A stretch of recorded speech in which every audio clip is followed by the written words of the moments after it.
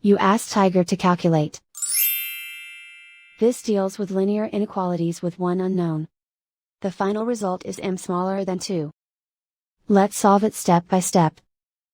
Group all constants on the right side of the inequality. Subtract 3 from both sides.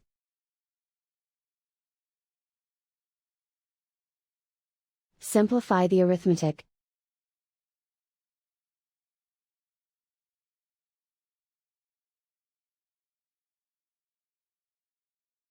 Isolate the m.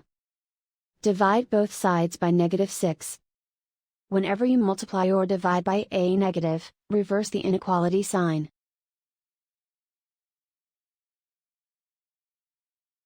Cancel out the negatives.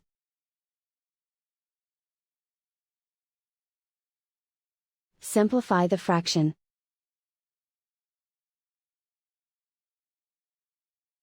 Cancel out the negatives.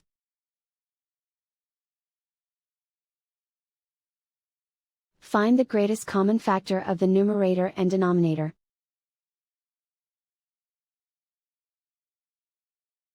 Factor out and cancel the greatest common factor.